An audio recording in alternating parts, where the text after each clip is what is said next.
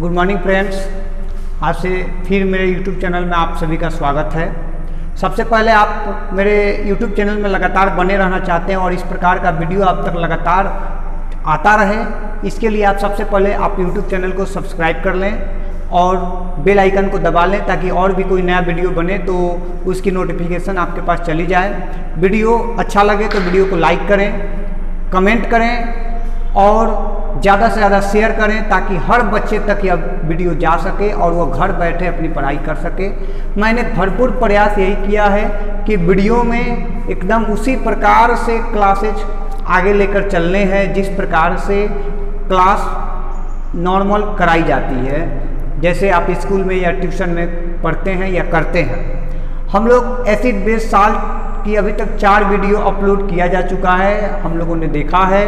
अब हम लोग आइए 5वीं लेक्चर में चलते हैं। अभी तक लेक्चर 4 तक हुआ है, आज हम लोग 5वीं लेक्चर में चलेंगे। मैंने फर्स्ट लेक्चर में पूरा कंटेंट बनाया हुआ था, उसी में का आज एक और कंटेंट हम लोग पढ़ने जा रहे हैं, salt, types of salt, nomenclature of salt.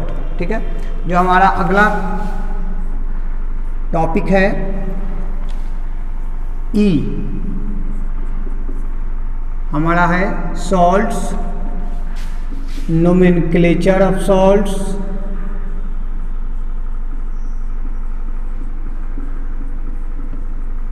And types of salts. ठीक है, टाइप्स ऑफ सॉल्ट्स देख सकते हैं यहाँ पे। यानी इसमें हम लोग को 3 चीज़ पढ़ना है, एक सॉल्ट के बारे में पढ़ना है, एक नोमेनक्लेचर ऑफ सॉल्ट के बारे में पढ़ना है और एक टाइप्स ऑफ सॉल्ट के बारे में पढ़ना है। 3 चीज़ हमारे इसमें यहाँ पे ई में पढ़ना है। ठीक है, सबसे पहले हम उठाते हैं सॉल्ट के बारे में, जिसको हम हिंदी में कहते हैं लवण। ठीक है, सॉल्ट्स के बारे में आप सभी जानते हैं, फिर मैं एक बार बताना चाहूँगा। पहले भी हम लोग सॉल्ट के बारे में जानकारी प्राप्त कर चुके हैं। जब एसिड बेस से रिएक्शन कर रहा था या बेस एसिड से रिएक्शन कर रहा था या कोई मेटल को किसी एसिड में डाला जा रहा था तो सॉल्ट बनता था। सॉल्ट के बारे में कहा जाता है कि एसिड तथा बेस की उदासीनीकरण अभिक्रिया के फलस्वरूप, अम्ल तथा भस्म के उदासीनीकरण अभिक्रिया के फलस्वरूप जो उदासीन पदार्थ बनता है वही आपका सॉल्ट है। फिर से ध्यान दीजिए, कहता है कि एसिड और बेस की रिएक्शन होगी और रिएक्शन होने के बाद एक न्यूट्रलाइज्ड सब्सटेंस बनेगा और साथ में H2O बनेगा। ये जो न्यूट्रलाइज्ड सब्सटेंस है यही आपका सॉल्ट है। इसको हम हिंदी में उदासीन पदार्थ कह सकते हैं। यानी अम्ल और भस्म की जब आपस में रिएक्शन होगी तो रिएक्शन होने के बाद एक उदासीन पदार्थ बनेगी जिसको हम क्या कहते हैं, सॉल्ट कहते हैं। एग्जाम्पल आप देखिए, मैं एग्जाम्पल लेता हूँ। मैं एक एसिड लेता हूँ HCl, ठीक है, ये हाइड्रोक्लोरिक एसिड हो गया। और मैं क्या करता हूँ, एक बेस लेता हूँ NaOH जो सोडियम हाइड्रोक्साइड है। आपस में रिएक्शन होगा, H2O बनेगा और एक न्यूट्रलाइज सब्सटेंस बनेगा NaCl। यही आपका क्या है, सॉल्ट है। ठीक है, ऐसा ही बहुत सारा एग्जाम्पल हम लोग दे सकते हैं और मैं एग्जाम्पल आप लोगों को दे देता हूँ। फिलहाल में यहाँ पर फिर से आप लोग एक बार ध्यान दीजिए। एसिड बेस से रिएक्शन करता है तो एक उदासीन पदार्थ बनाता है, अंग्रेजी में हम इसको न्यूट्रलाइज सब्सटेंस कहते हैं, जिसको हम सॉल्ट कहते हैं। जैसे यहाँ पर एग्जाम्पल में आप देख सकते हैं, एक एसिड मैंने लिया, एक यहाँ पर ये आपका एल्कली हो गया या इसको आप बेस कहिए। ठीक है, सोडियम हाइड्रोक्साइड का एल्कली हुआ, आपस में रिएक्शन किया, एक न्यूट्रलाइज सब्सटेंस बनाया NaCl और ये NaCl आपका क्या है, सॉल्ट है, साथ में H2O बना हुआ है। यही सॉल्ट के बारे में हम लोग पढ़ रहे हैं। ठीक है, और मैं एग्जाम्पल देता हूँ आप सभी को, उससे और अधिक क्लियर हो जाएगा। मैं क्या करता हूँ, MgOH होल ट्वाइस लेता हूँ, एक बेस हो गया मैग्नीशियम हाइड्रोक्साइड का। और मैं क्या करता हूँ, H2SO4 एसिड ले लेता हूँ, H2SO4, इसको हम सल्फ्यूरिक एसिड कहते हैं। ठीक है, आपस में रिएक्शन करता है।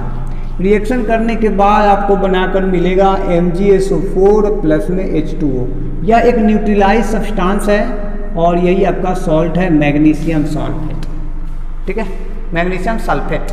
इससे क्लियर हो रहा है कि यहाँ पर एक न्यूट्रलाइजेशन रिएक्शन हुआ और उसके बाद न्यूट्रलाइज सब्सटेंस बना जिसको हम क्या कहते हैं, सॉल्ट कहते हैं। अब शायद आप लोगों को ये बात क्लियर हो गया होगा कि अम्ल तथा भस्म की अभिक्रिया के फलस्वरूप जो उदासीन पदार्थ बनता है वही क्या है, सॉल्ट है। और सॉल्ट का नोमेनक्लेचर क्या होता है, इसके पहले हम लोग को जानना पड़ेगा एक चीज़। आप जानिए कि किसी भी सॉल्ट में दो मूलक होते हैं, ठीक है, किसी भी सॉल्ट में दो मूलक होते हैं। एक होता है आपका अम्लीय मूलक,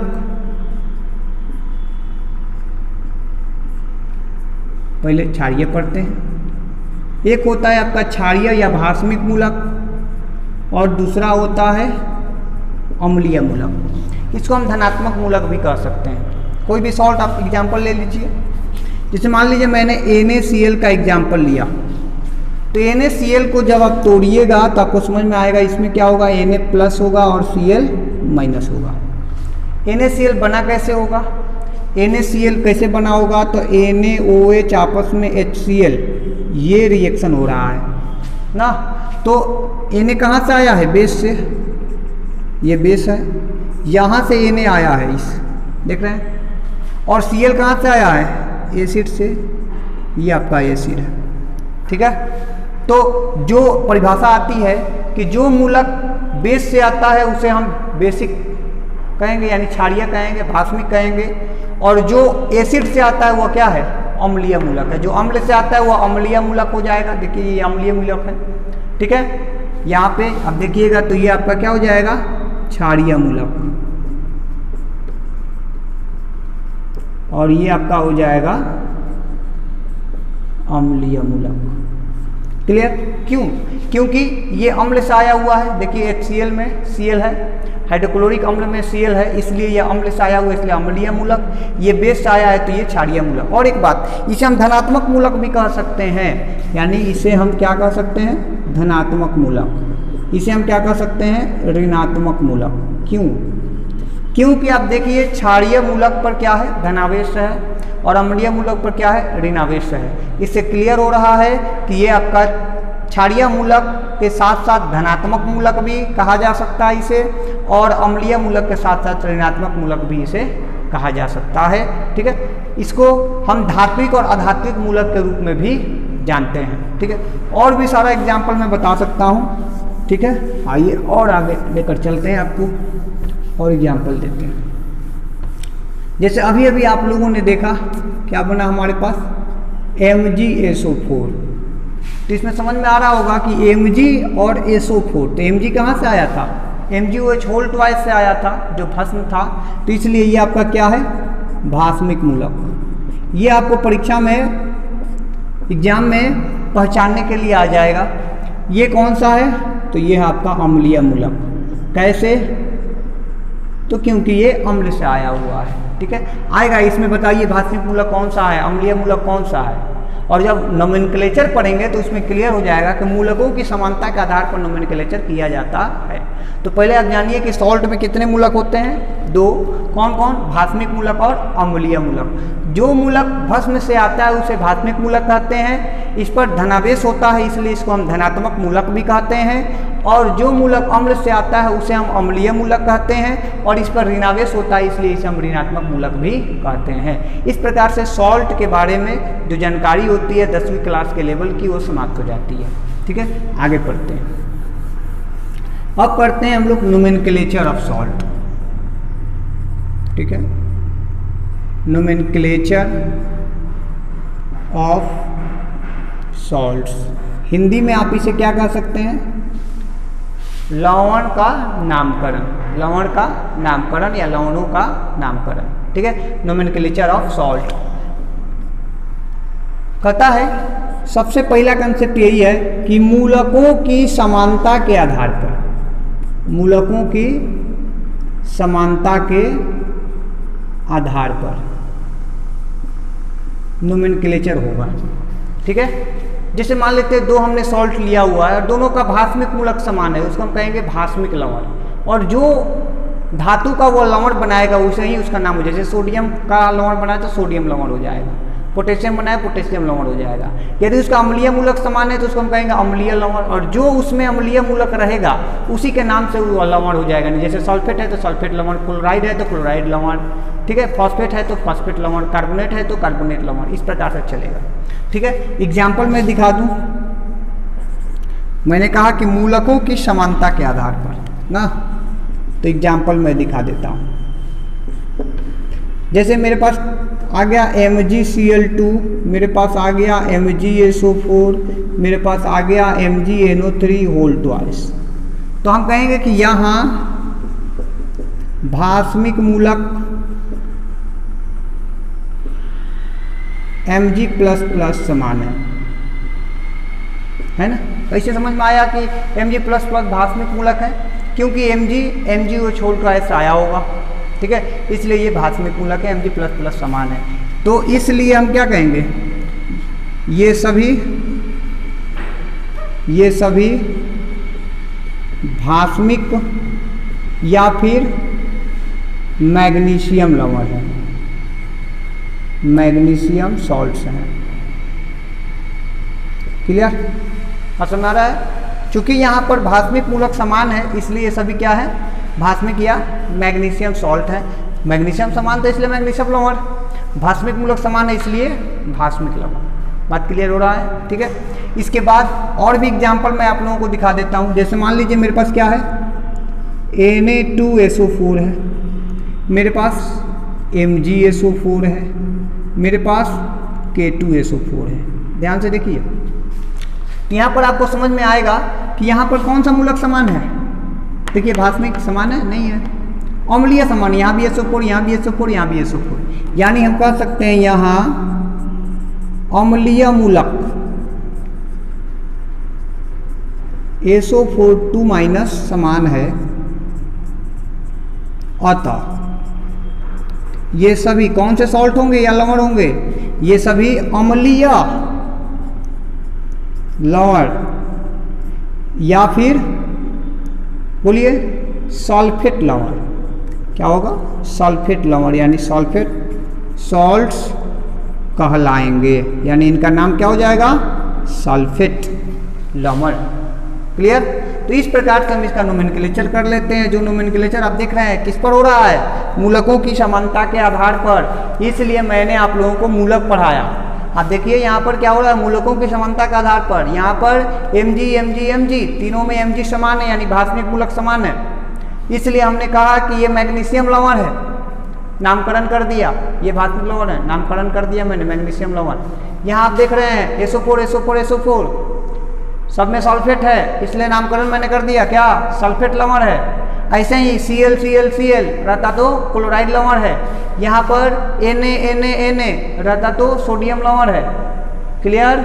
इस प्रकार से हम नोमेनक्लेचर आराम से कर लेते हैं, और इस प्रकार से लवण का जो नामकरण होता है वह भी समाप्त हो जाता आ जाएगा। निम्नांकित में कौन सोडियम लवण है, 2 का पेयर बना कर देगा, आपको देखना होगा Na समान हो, ठीक है, तब जाके आप सही से लिख सकते हैं। यहाँ से क्लियर कीजिए इसको, ठीक है। आगे अब हम लोग पढ़ेंगे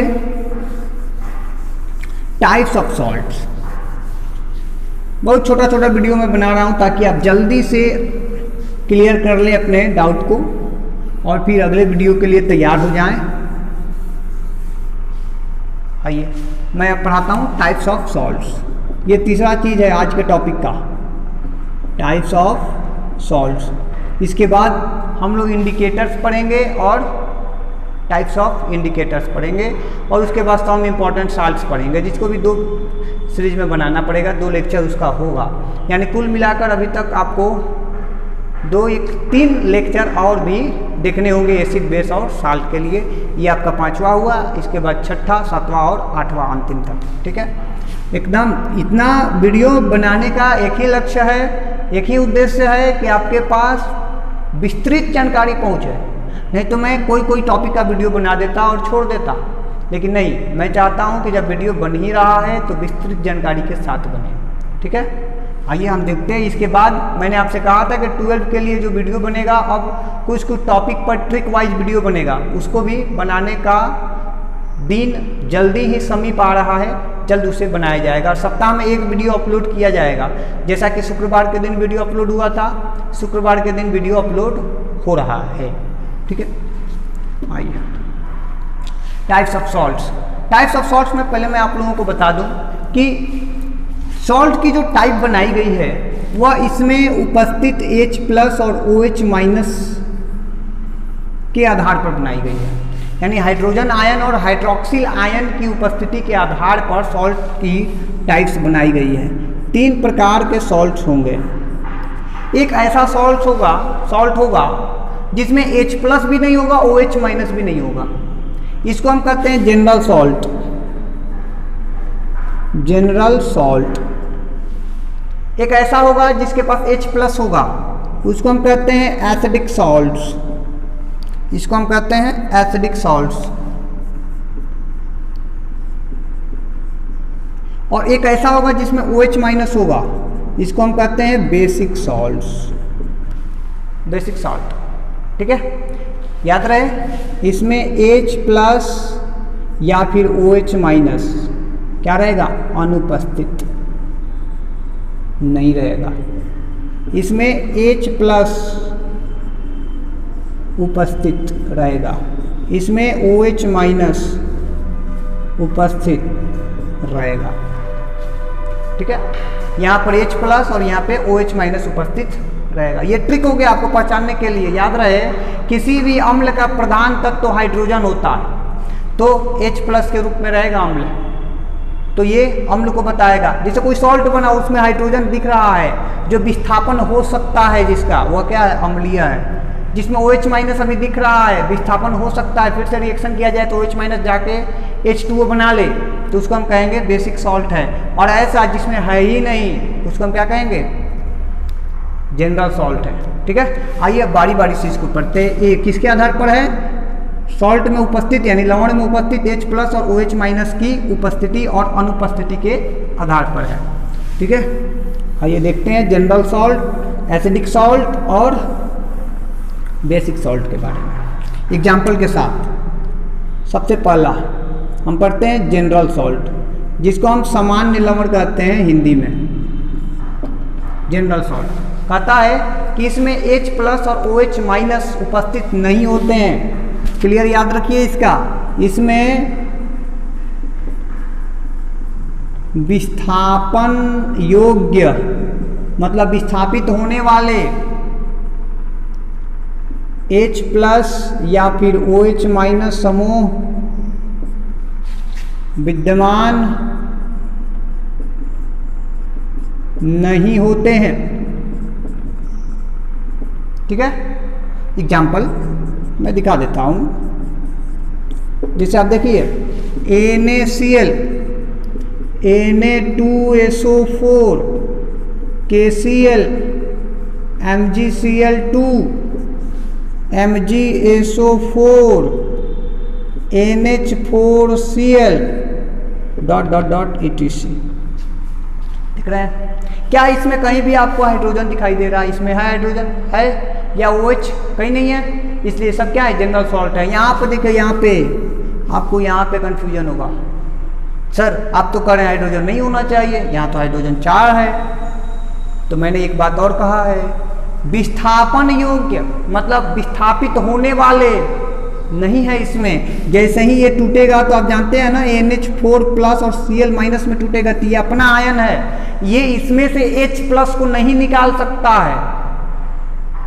ठीक है, इसकी स्टेबिलिटी ऑर्डर खराब हो जाएगी, इसलिए याद रखिए NH4+ H+ नहीं देगा तो ये एसिडिक नहीं हुआ, ये भी क्या हो गया, जनरल हो गया।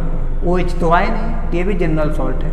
और बात ये है कि जनरल सॉल्ट सर बनता कैसे होगा, क्या होता होगा कि ये एसिडिक ना होकर, बेसिक ना होकर वो जनरल हो जाता होगा ना, इस पर चर्चा करनी है। आइए चर्चा करते हैं। कहता है कि जब भी एसिड और बेस के बीच पूर्ण उदासीनीकरण अभिक्रिया हो, पूर्ण, ठीक है, यानी एसिड बेस को पूर्ण उदासीन कर दे, बेस एसिड को पूर्ण उदासीन कर दे, तो जो सॉल्ट बनेगा वह जनरल सॉल्ट होगा। ठीक है, आइए देखते हैं। मिटाते हैं इसको।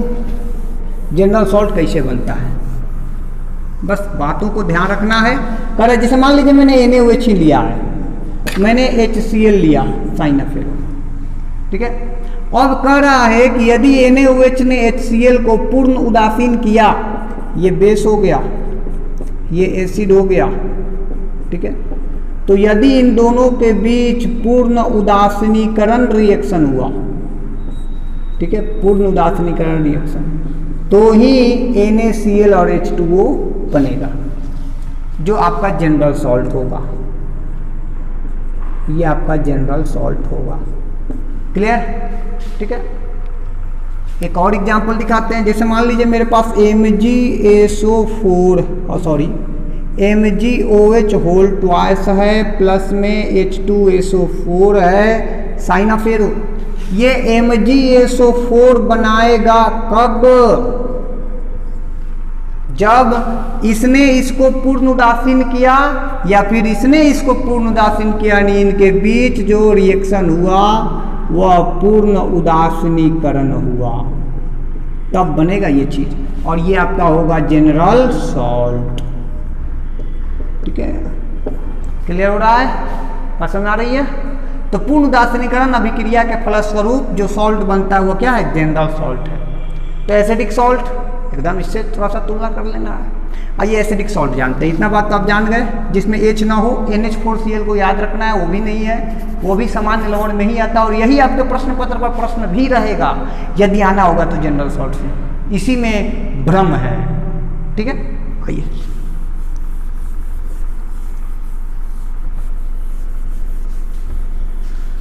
दूसरा पढ़ते हैं। दूसरा हमारे पास एसिडिक सॉल्ट, इसको हम कहेंगे अम्लीय लवण। कहता है इसमें क्या होगा? तो इसमें विस्थापन योग्य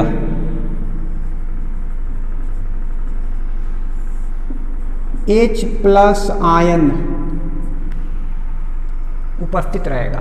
ठीक है, उपस्थित होता है, पहला कंसेप्ट है।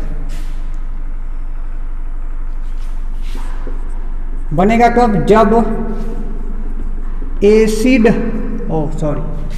बेस द्वारा एसिड का अपूर्ण उदासीनीकरण रिएक्शन होता है।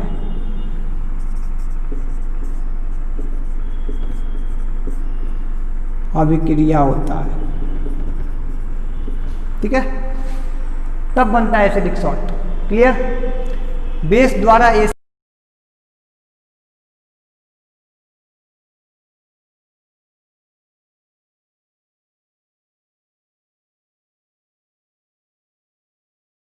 का अपूर्ण उदासीन, एसिड का अपूर्ण मतलब पूर्ण रूप से एसिड को उदासीन नहीं कर पाया तो उसमें एसिडिक प्रॉपर्टीज रह जाएगी, नहीं रह जाएगी। ठीक है, अब एसिडिक प्रॉपर्टीज रह जाएगी, इस बात को कैसे हम जान पाएंगे, कैसे समझेंगे? क्योंकि उस सॉल्ट में क्या रहेगा?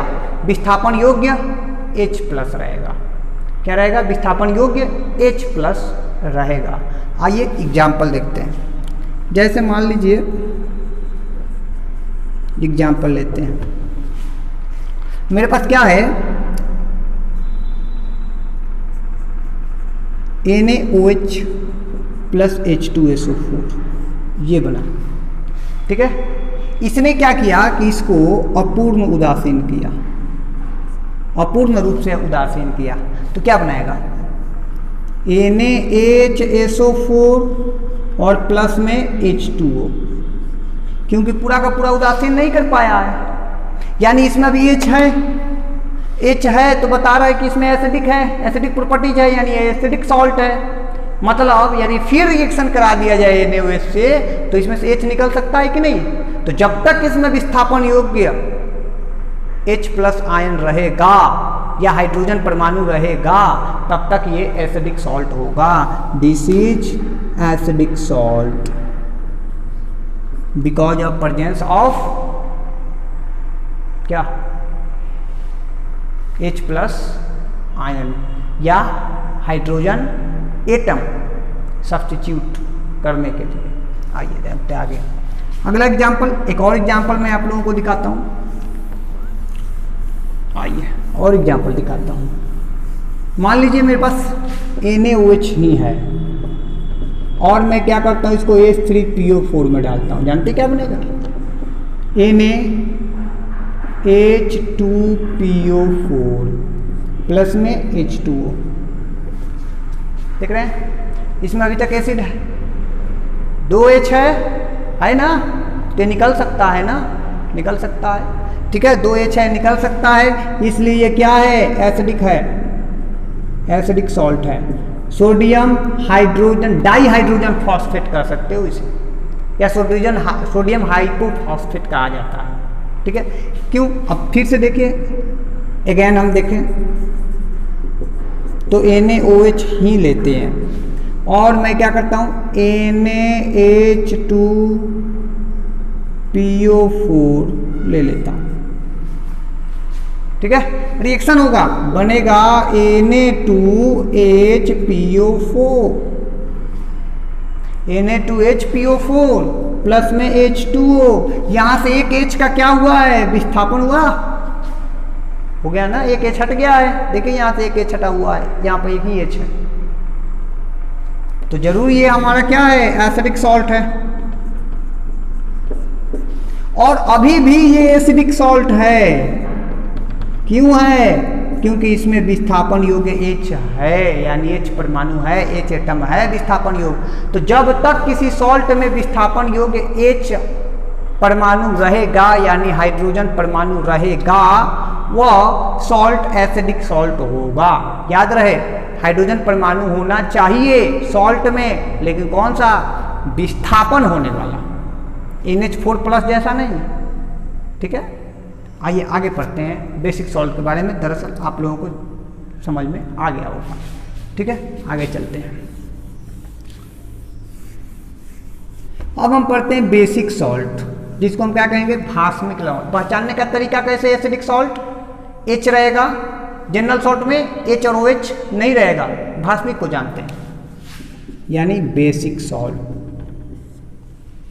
ठीक है, कहता है इसमें OH- समूह उपस्थित रहता है।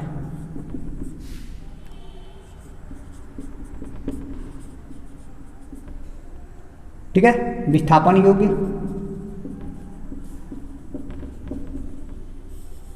विस्थापन योग्य OH समूह उपस्थित रहता है।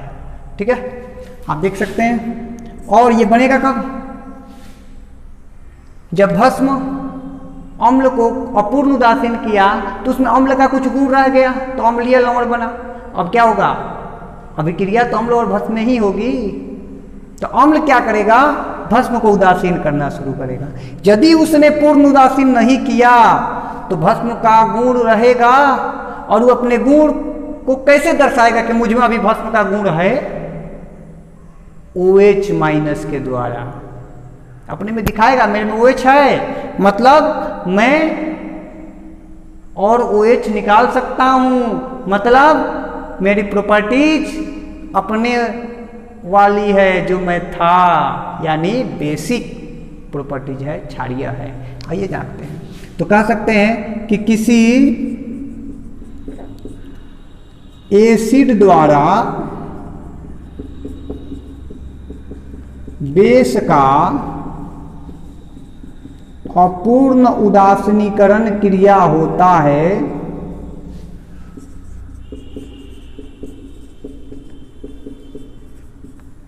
तो क्या बनता है?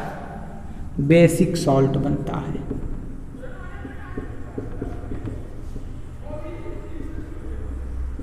बेसिक सॉल्ट बनता है। एग्जाम्पल क्या कर रहा है? पहले कर रहा है एसिड लिया आपने, बेस लिया आपने, रिएक्शन किया। यदि इस एसिड ने इस बेस को क्या किया? अपूर्ण उदासीन किया, तो क्या बनेगा? बेसिक सॉल्ट, क्योंकि इसमें बेस का गुण रह जाएगा और साथ में H2O बनेगा। एग्जाम्पल में हम क्या करते हैं? एक बेस लेते हैं, PbOH होल ट्वाइस हमने बेस लिया, हम क्या करते हैं HCl लेते हैं, ठीक है, हाइड्रोक्लोरिक एसिड, देख रहे हैं। अब भाई यहाँ पे OH होल ट्वाइस क्यों लिया मैंने, तब ना एक त्याग दिया जाएगा तो एक रहेगा, तो हम कहेंगे कि ये बेसिक है। अब ये HCl से ये HCl क्या करेगा, इसको अपूर्ण उदासीन करेगा, पूरा उदासीन नहीं कर पाएगा, इसलिए ये क्या बनाएगा PbOH होल Cl अब प्लस में H2। मतलब यदि फिर से रिएक्शन हो तो OH निकलेगा और H2O बनाएगा, फिर से रिएक्शन हो तो OH निकलेगा, H2O बनाएगा। और इस OH की उपस्थिति बता रही है कि PbOHCl कौन सा सॉल्ट है, बेसिक सॉल्ट है, ठीक है। ऐसे ही मान लीजिए मेरे पास MgOH होल ट्वाइस है और मैंने HNO3 एसिड नाइट्रिक एसिड से रिएक्शन किया, ठीक है, क्या बनेगा MgOH NO3 और प्लस में H2O, प्लस में H2O बनेगा। ये आपको OH बता रहा है कि ये क्या है, बेसिक सॉल्ट है। सर साफ दिखाई दे रहा है ना, ये बेसिक सॉल्ट है, देख सकते हैं, ठीक है। MgOH होल ट्वाइस ने इससे अब हुआ क्या है कि इसने इसको पूर्ण उदासीन नहीं कर पाया, ये अपूर्ण उदासीन किया, जिसके कारण इसके पूरे के पूरे OH को नहीं हटा पाया, एक ही OH को हटाया, और एक OH को हटाया तो एक H2O बना और एक OH यहाँ पे रह गया, और इस OH की उपस्थिति बता रही है कि ये क्या है, बेसिक सॉल्ट है। तो रिएक्शन क्लियर हो गया कि जब किसी एसिड द्वारा बेस का अपूर्ण उदासीनीकरण क्रिया होगी तो उसके फलस्वरूप जो सॉल्ट बनेगा उसमें बेसिक प्रॉपर्टीज रह जाएगी जो OH की उपस्थिति जैसी दर्शाएगा, और इसको बेसिक सॉल्ट कहेंगे। और बेसिक सॉल्ट की पहचान होगी कि उसमें OH माइनस रहेगा ही रहेगा। क्लियर? नाम क्या होगा? जैसे MgOH होल NO3 है ना, MgOH होल NO3, इसका नाम है।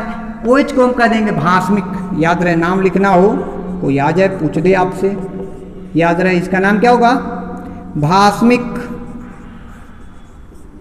मैग्नीशियम नाइट्रेट बोल दीजिएगा उसे, कोई भी पूछेगा उसे बता दीजिएगा कि सर इसका नाम है भास्मिक मैग्नीशियम नाइट्रेट, कहेगा और कोई नाम तो कहिएगा क्या, मैग्नीशियम हाइड्रोक्सी नाइट्रेट। कहिएगा सर ये भी एक नाम हो सकता है, मैग्नीशियम हाइड्रोक्सी नाइट्रेट। ऐसे ही पीबी है तो इसका नाम लेड हाइड्रोक्सी क्लोराइड, नाम क्या होगा, लेड हाइड्रोक्सी क्लोराइड। और ऐसे भस्म में भास्मिक लेड क्लोराइड। OH को जब भस्म के रूप में लिखना होगा तो हम भास्मिक लिख कर देंगे, तो ये OH लिखने की आवश्यकता नहीं है, हो जाएगा भास्मिक लेड क्लोराइड। क्लियर? और कहे रासायनिक नाम बताइए, एकदम टोटल रासायनिक नाम बताइए, एकदम परमाणुओं का नाम पकड़ पकड़ कर, तो क्या कहिएगा, लेड हाइड्रोक्सी क्लोराइड। इस प्रकार से मैंने आपको टाइप्स ऑफ सॉल्ट बताया। 3 सॉल्ट है, general salt, acidic salt, basic salt. General salt में H प्लस OH माइनस नहीं होता है, NH4Cl को याद रखना है, वह बार बार आपको परेशान करेगा, उसमें विस्थापन योग्य H प्लस नहीं है, इसलिए वह भी जनरल सॉल्ट है। ठीक है। एसिडिक सॉल्ट को पहचानने के लिए उसमें विस्थापनशील H प्लस आयन होते हैं, और माफ कीजिएगा हाइड्रोजन परमाणु होता है, H प्लस आयन भी उसे कहा जा सकता है। लेकिन बनता कैसे है लोग पूछेंगे, तो जब आप किसी भस्म को अम्ल में डाले, इस भस्म ने इस अम्ल को पूर्णतः उदासीन नहीं किया, कंप्लीटली न्यूट्रलाइज्ड नहीं किया, तब जाके बनेगा क्या, एसिडिक सॉल्ट, क्योंकि उसमें एसिड का गुण रह जाएगा। और ये बात पता कैसे चलेगा, उसमें H रहेगा। ठीक है, कौन सा H, विस्थापनशील वाला।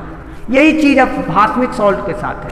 वह कहता है कि जब इसमें क्या होगा, पहचानने के लिए OH माइनस रहेगा। कहता है कि जब कोई अम्ल किसी भस्म में मैंने अम्ल डाला, यदि इस अम्ल ने इस भस्म को पूर्णतः उदासीन नहीं किया, यानी कंप्लीटली न्यूट्रलाइज्ड नहीं किया, तो बनने वाला सॉल्ट बेसिक सॉल्ट होगा, क्योंकि उसमें बेसिक प्रॉपर्टीज रह जाएगी।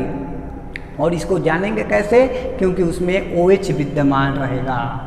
नाम लिखना होगा तो OH को हम कह देंगे भास्मिक, बाकी जो सिंपल नाम होता है उसे नाम हो जाएगा लेड क्लोराइड। पूरा नाम लिखना हो तो लेड हाइड्रोक्सी क्लोराइड। ठीक है, इस प्रकार से आज का टॉपिक समाप्त होता है। इसके बाद फिर हम लोग indicator and types of indicators का एक वीडियो यानी एक लेक्चर बनाया जाएगा, और इसके बाद से सम इम्पॉर्टेंट सॉल्ट जो अंतिम इस पाठ का टॉपिक है उस पर चर्चा की जाएगी, जिसके लिए 2 वीडियो बनाना पड़ेगा। और उसके बाद से ये पूरा का पूरा पाठ यानी जो सेकेंड चैप्टर NCERT और बाकी तमाम किताबों के आधार पर जो भी टॉपिक है उसको मैं यहाँ पर क्लियर कर रहा हूँ। समाप्त होगा ये चैप्टर 2। इसके बाद हम लोग चैप्टर 3 की ओर चलेंगे और 12 का भी वीडियो ट्रिक वाइज बनाना शुरू किया जाएगा। पर वीक में एक वीडियो अपलोड किया जाएगा जो शुक्रवार के दिन ही चढ़ेगा। आज के लिए बस इतना ही। आप लोग वीडियो लगातार देखते रहें, चैनल को सब्सक्राइब करें। वीडियो अच्छा लगे या बुरा लगे, इसमें कोई चीज़ आपको ख़राब लगती है उसके लिए कमेंट बॉक्स में आप ज़रूर लिखें। बाकी सबके लिए जो लोग लगातार वीडियो देख रहे हैं उनको बहुत बहुत धन्यवाद, और जो लोग मेरे वीडियो पहली बार देख रहे हैं यूट्यूब चैनल पर नए हैं वो लोग चैनल को सब्सक्राइब कर लें, ताकि और वीडियो बनता रहे और आपके पास मिलता रहे। बहुत बहुत धन्यवाद।